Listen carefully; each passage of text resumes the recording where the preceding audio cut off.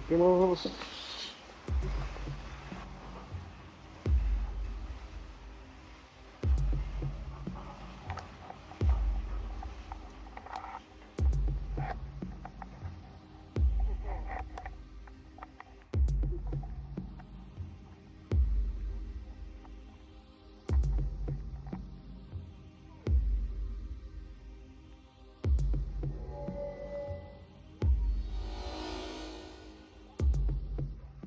So, good morning. We have checked out of our hotel after having a substantial breakfast at the hotel, and we were able to get to where we needed to be, except it was the wrong address. The address phone number that they put on the website led us to the official office for this ride that I'm currently on, which is the Mt Tsurugi Chair Lift. And the thing is that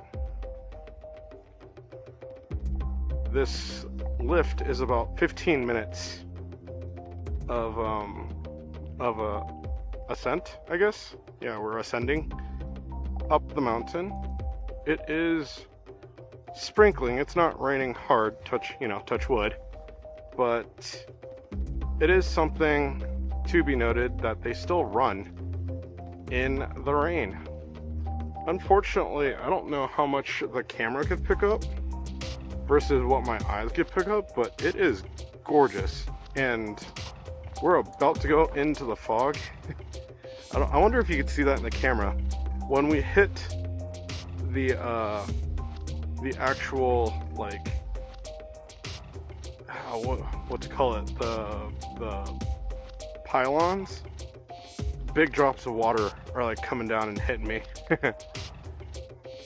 I think Lynn's actually right behind me. I don't know how well this 360 cam will pick up, but I actually left the other lens in the car, so I couldn't change out even if I wanted to. I do have my cell phone though, so I can do that. Let's try. See if I could do this without losing my cell phone. These pants have not been working well with me. But it's very, very peaceful.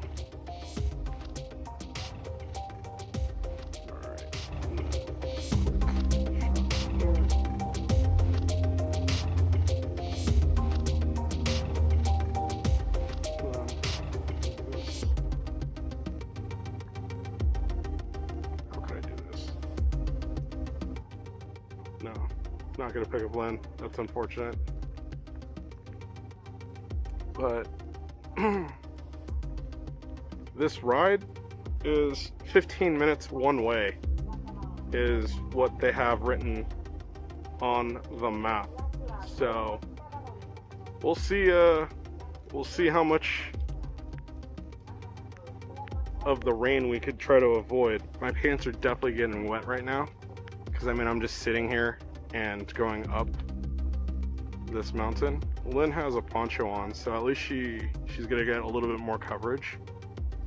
But we'll see how it goes. Lynn, do you have another poncho? I do. Okay, I might actually wear it on the way down. So apparently she has another poncho, and I was just too stupid to realize that. But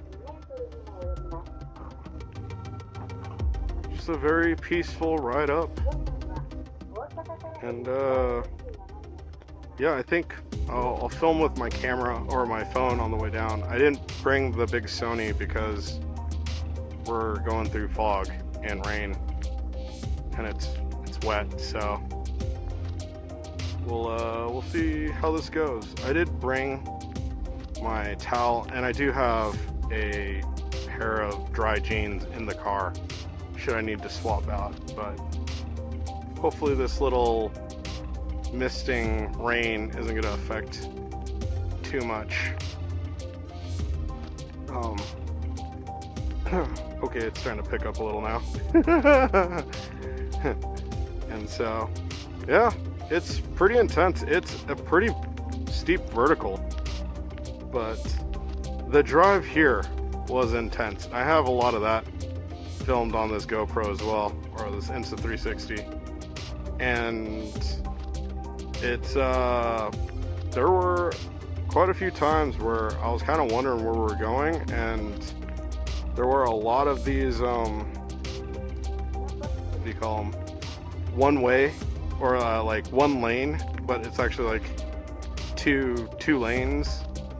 So there was cross traffic, which was a little difficult to have to work with, but yeah, I mean, overall, it was an awesome thing to see. Our time loss is what's getting to me. Like, that's I'm like stuck on words because I just keep thinking we are down an hour and a half today because we went the wrong way and went to the corporate office for this place rather than just coming straight here and hopping on this. Now we have another half an hour's ride up and down. So at least it is pretty, and I love how we're just surrounded by nature but sitting on something very mechanical and man-made. If you're wondering, the ground, I feel like I could touch it. I could almost, it's probably like 3 inches from my feet, and yeah, Lynn just was talking about how much water is on her poncho, so she's imagining that's how much water's on me. I'm like, yeah, I'm pretty wet. The fact that like I'm dripping, there's a bit of water on me, but oh yeah, this is the part I was waiting for. This is the long narrow section where we're gonna be going between two mountain tops. That's really amazing.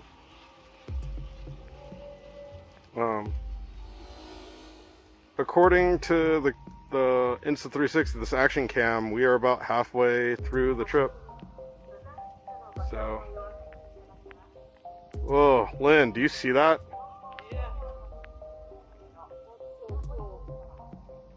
Hmm.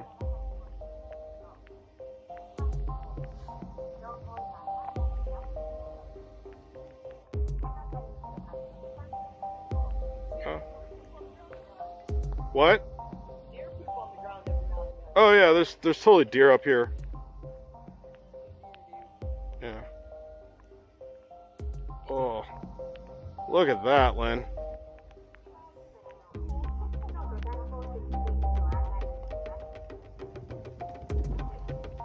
Oh, that's cold. Wind's picking up all of a sudden.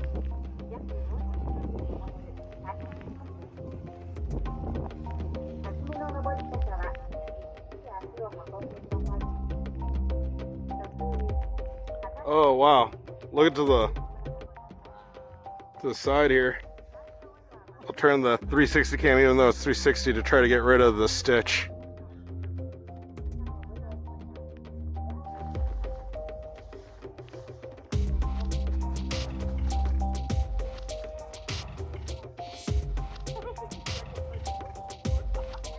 Oh no, it's keeping me dry. Like, I'm totally dry within my jacket. It's my pants that are not. Like, my trousers are getting pretty wet. Like, it's that annoying type of wet though. It's not like soaked. It's like the water's sitting on it. Yep.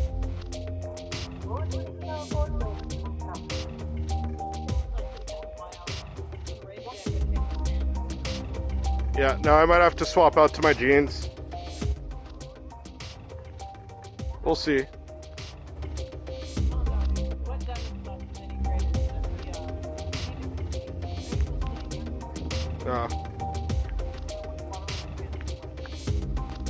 Fair.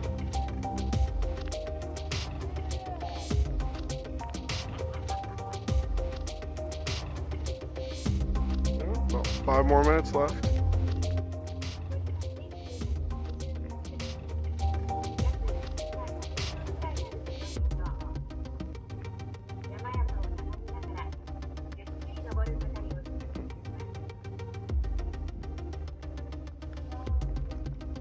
Konnichiwa.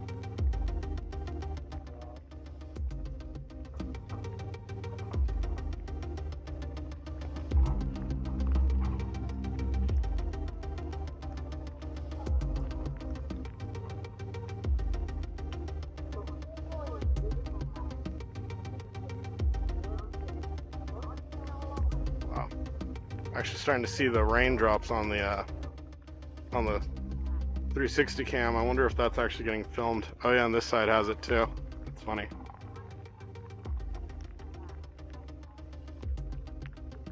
I will definitely dry it off. Hopefully it's focusing still rather than focusing on the raindrops. I noticed one of the downsides of this Insta360 is the fact that it has, when I bought the lens protection cover for the lenses on the 360, both sides, they tend to, like, they're not close enough to the actual lens to where when things get on them, that it sometimes make it hard to see through. The rain just picked up a lot. So.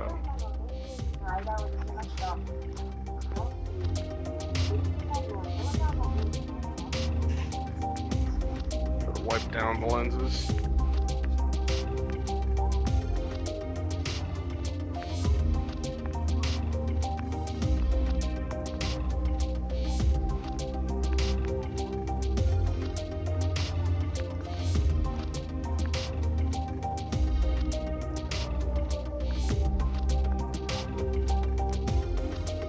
Almost there. 3 more minutes. Oh, the rain's picking up.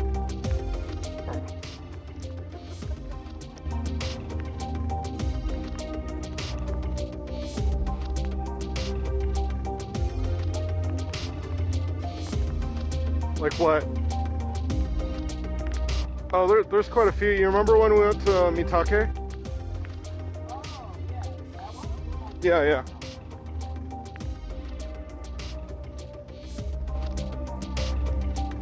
This one's one of the longest ones, I think. At 15 minutes, that's pretty long.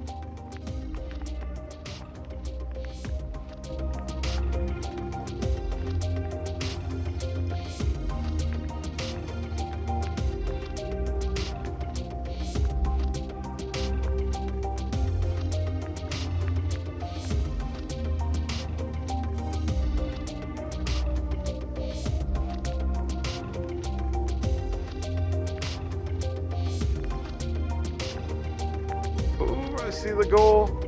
We are almost there.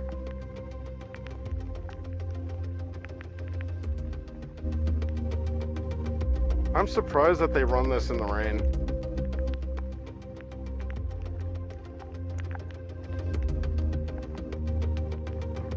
Oof, that was a big drop of rain.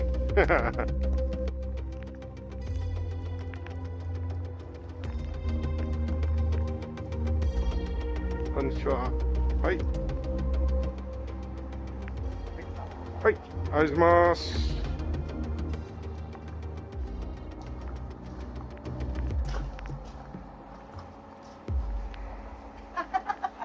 That was cool, dude. Yeah, that was pretty awesome, right? Awesome. Good deal. You just go back down now? Yeah, dude. That's funny.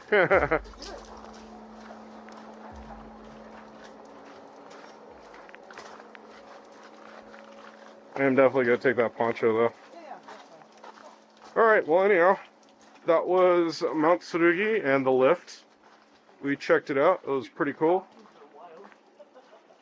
That was a good deal. Good times. We are not going to go to the mountaintop. It takes about 40 minutes from here, but because it's raining and we had that extreme time loss, we're just going to go to the next spot. I don't know what we're going to do for food, actually. That's probably the biggest worry for me right now. I think the next thing that we're going to is the bridge, the Vine Bridge. And after that, we'll see what happens. Anyhow, we'll check back in a moment. Welcome back. We are currently at the Oku-Iya Double Vine Bridge. The male bridge is right in front of me right now, and the female bridge is actually down this path. We just came from there. We left the lift and came all the way over, it was like 15 minutes drive, to the Vine Bridges, and we made our way. It's actually super easy. You just come, park, and then you just pay your $5.50 per person, walk down. If you walk to the further one, it goes to the female bridge, which also has the draw cart, but unfortunately it looks like there was a landslide and the other half of the draw cart's actually gone right now. So although I have some like cool footage of it or video of it, you can't really make out the other side because it's not really there. And so we weren't able to do that, unfortunately, but it is what it is. It's also raining still. After coming across the female bridge, which this is a feat I have to mention. It's not the easiest thing to do because the gaps are just large enough for you to slip through, if like your foot to slip through if you're not careful. So you really have to pay attention to your footing. But I'm going to try to take footage crossing the male bridge. I have photos of the female bridge, but let's see how well we could do crossing the male bridge. It's a lot bigger, which I think is why they call it that. But it's been really pleasant here. This is the most tourist I think I've seen in a single area so far. I act as if we've been here for like a week. We've only been here for 3 days. We only spent our second night, so we've barely broken that threshold of even, Have we spent 3 nights? Okay, so this is our day 4 then. Yeah, it's just so crazy. Cause yeah, we landed on the 30th. And it's the 1st, right? No, we landed on the 29th. That's why. So, but we've barely been here, so it's impressive to see how many tourists we've not seen. And now it's this is probably the most, which it's like 10 people. So I really hope that this place becomes more livelier and that they're able to get the funds they need in order to fix everything, because, you know, things still cost money regardless of if you're getting the funding or not when you need to repair stuff or maintain. But anyhow, let me cross this male bridge and we will check in at the next site. Back in a second.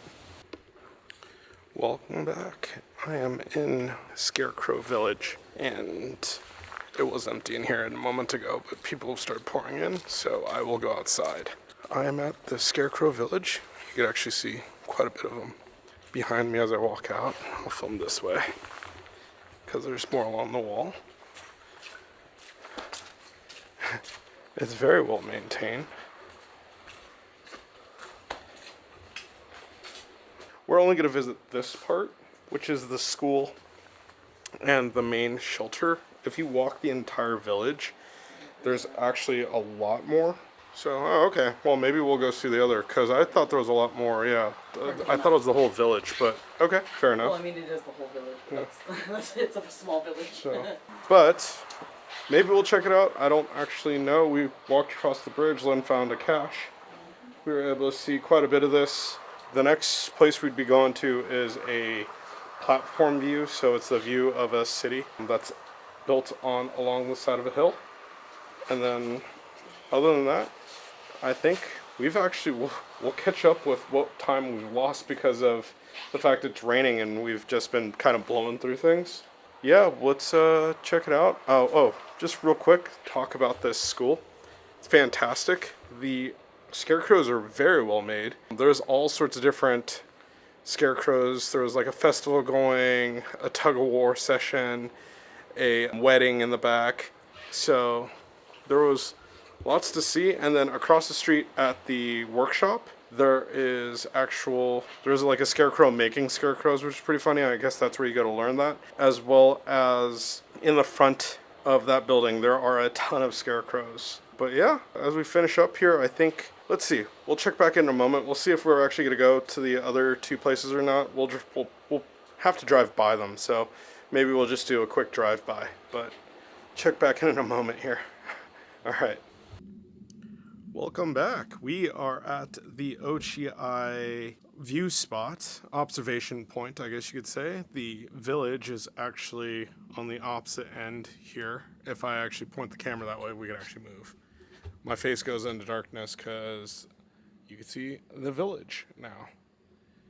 It is an amazing sight, and with this fog rolling in, it feels very Mononoke-esque. It is really pretty here. And we are the only ones here. Yeah, we're just taking in the sights, and I don't think we're going to be here all that much longer. We're going to be back on schedule, which is crazy because we're like 2 hours behind before. The rain has lightened up, so I could actually throw the drone into the sky and get some amazing shots, I feel. This area is so pretty. And one of the cool things that I was reading over on the sign behind here is that Oku-Iya is actually part of a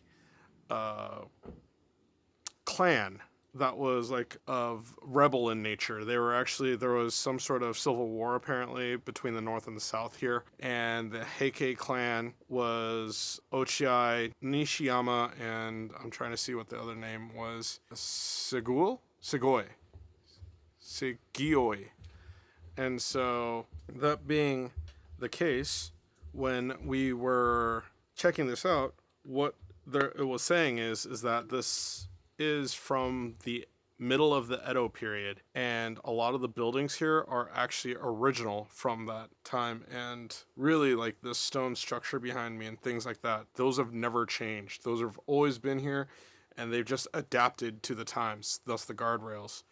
But because of that, on the other side, you see the exact same rock structures like this, except there are no guardrails because they didn't touch those. That side is the city. I had to make sure while we were driving here, I almost drove us to the wrong side. You can actually stay there in one of those homes and do a homestay and kind of do some farming. They're famous for rice, potatoes, and tobacco here. And you could actually do a little bit of farming on that side if you were to stay here. You also get like a traditional meal and everything. But one of the cool things I thought was just to come here, check out the view. Unfortunately, you're out in the middle of nowhere, which is probably why Lynn and I are the only ones here right now. But that being said, we'll go ahead and enjoy the view, and then we will check back in when we get to our next spot. So we'll be back in a moment here. Welcome back. Lynn and I have made it to the Kazurabashi bridge. It's actually right there.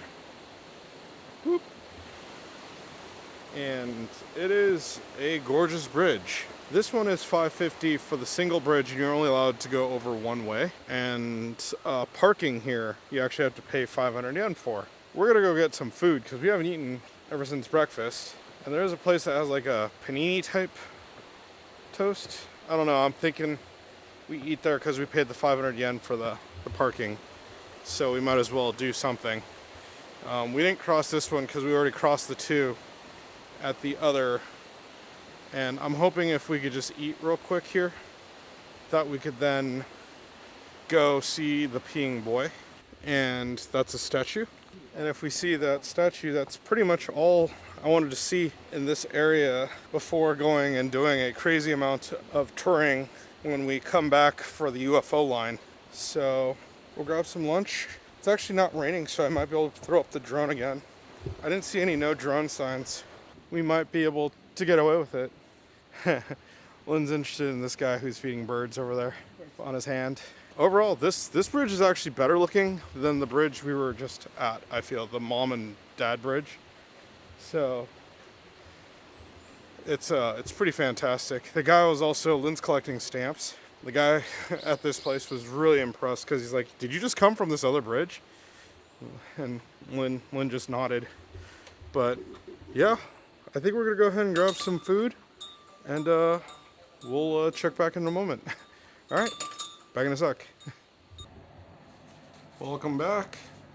I am currently sitting in our hotel, the SP Hirano Hotel. It is, they said it was a resort on Jaran when I was looking it up, but this definitely, like, Lynn mentioned something, and it like kind of resonates really deeply with me, is that this place feels like a summer camp for kids where everything is made for, like, I would say youngest is high schoolers coming in to do like their off-site for like volleyball or like baseball. Basic training camp is what Lynn was saying. And I think probably the more regular would be like a college. Oh, am I getting this mixed up with Korean? Is MT Korean or is that Japanese? I don't remember.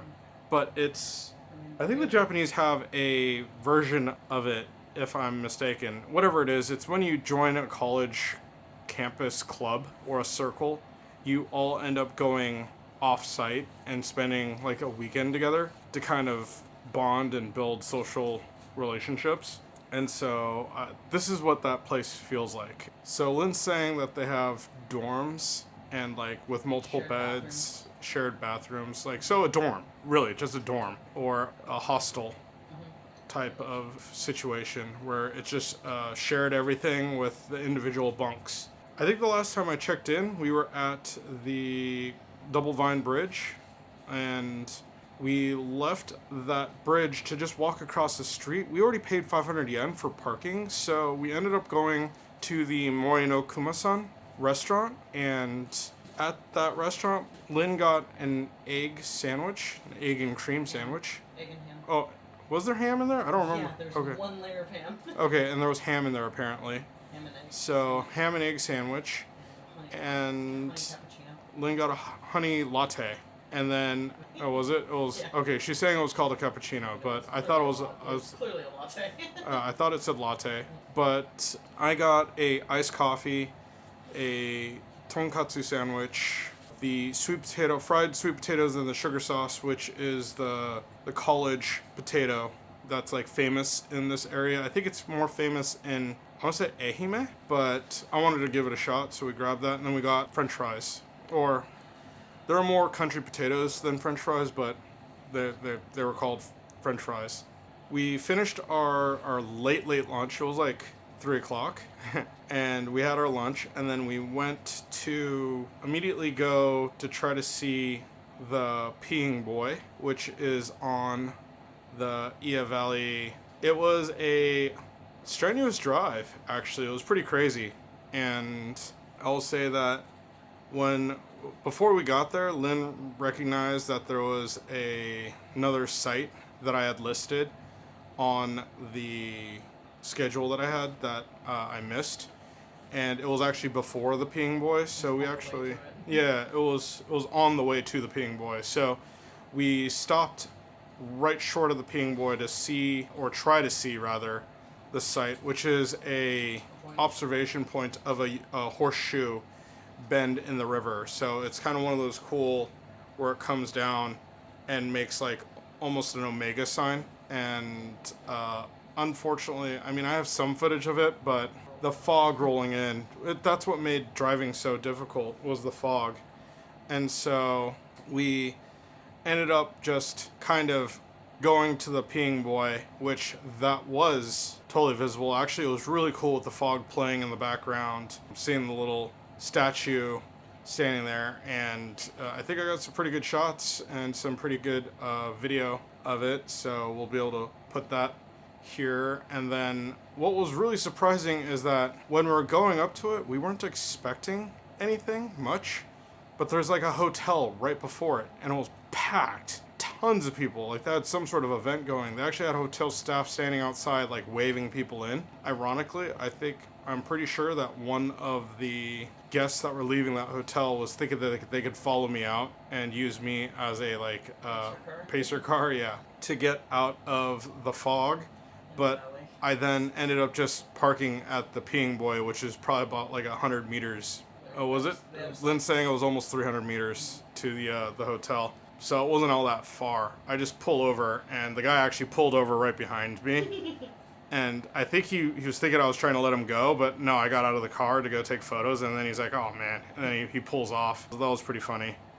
But after that, it was a quick U-turn, because we were actually headed back towards Kagawa, and we needed to stay in Kochi tonight. So we did a quick Yui and came all the way back, trying to get to Yairo Donuts, but unfortunately, what I found on Google Maps actually ended up being true, is that although they haven't marked it as closed, the store is no longer there. We actually went there and it was like, so Lynn's saying that there was an izakaya and a teppanyaki joint that were where the donut shop should be. And the unfortunate thing is I got the address off of a variety show from here. So if that address doesn't work, I don't know where else it could be. But after that, we actually ended up going to a supermarket called Sunny Mart, and we walked in and grabbed a variety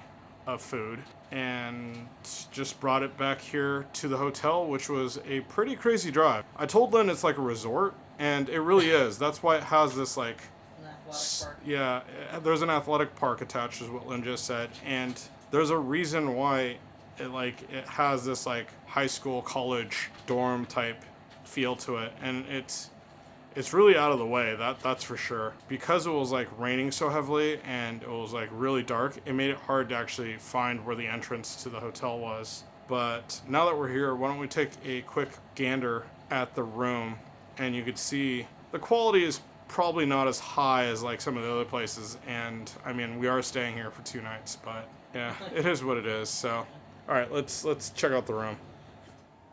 All right, so that way to the front desk. And as we come over, we are in room 306.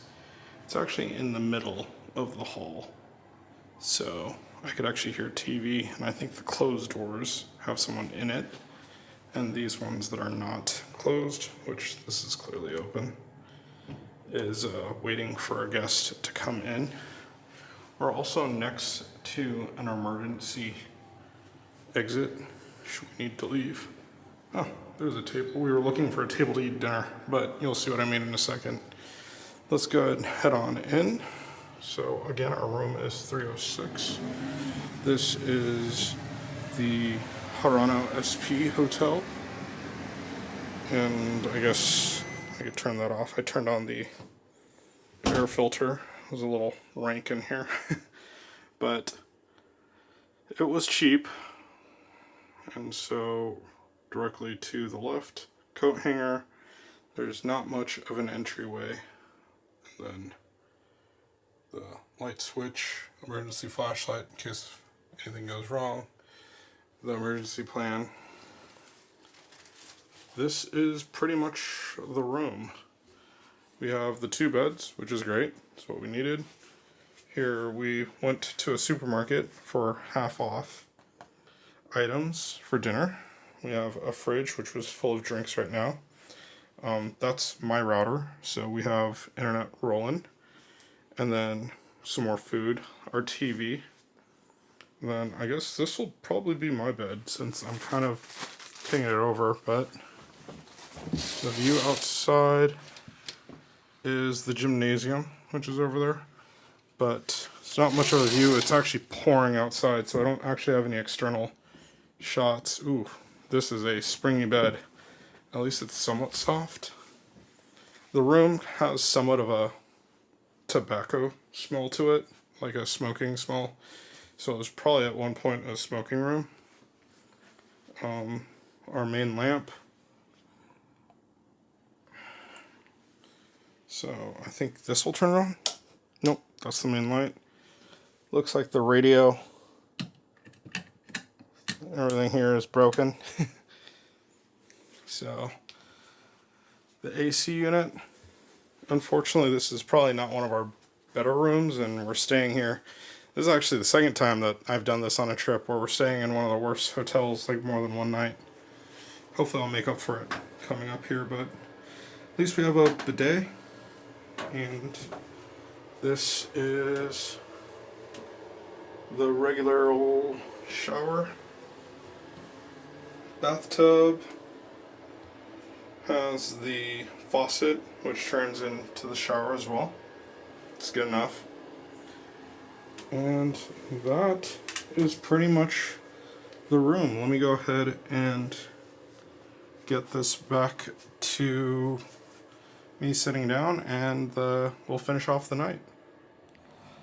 And so, as Lynn said, it is straight up like a hostel. The carpet, which is very rare. I don't think I mentioned this in the footage just now, but the carpet, it's gross, but I think that's why it's rare. It's because the Japan, like, they don't know how to maintain it and keep it clean. There's like stains in the floor here.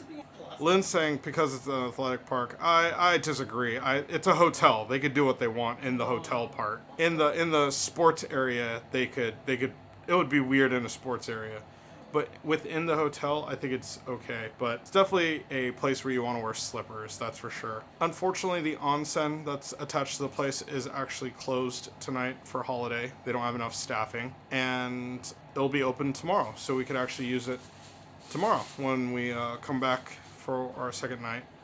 The gentleman at the front desk, like, as poor of a place as this is, the service here has been spectacular. The guy was super friendly, explained everything, was super excited that I knew Japanese, that was for sure. As soon he stopped speaking English as soon as I just started speaking Japanese. Oh, okay.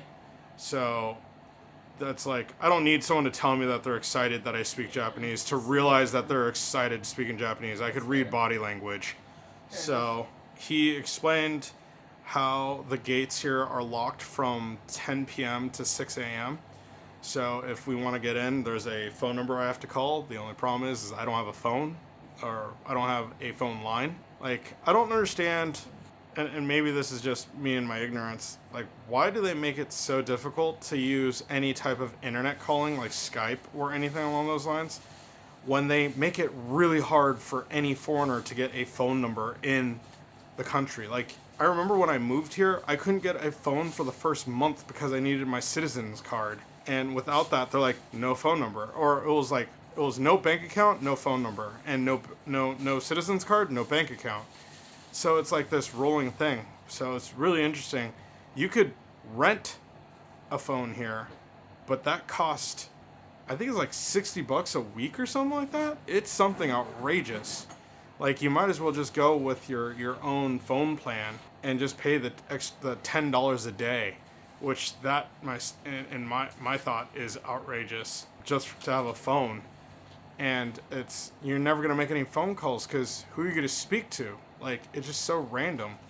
Whereas, like, if they could just have a line or a WhatsApp or any, like, voice over IP type app and just make it that way, life would be so much easier. I mean, I say line because that seems to be the main one here in Japan, and you could use it not only on your phone, but you could use it on a computer, on an iPad. So no matter where you're at in the hotel, you could respond. But maybe that's just wishful thinking. I digress. But it's, there's also, he explained the whole shower and bathing and onsen facilities, as well as he was really curious as to, like, what our plans were, because I think he was just trying to accommodate anything that we needed to do.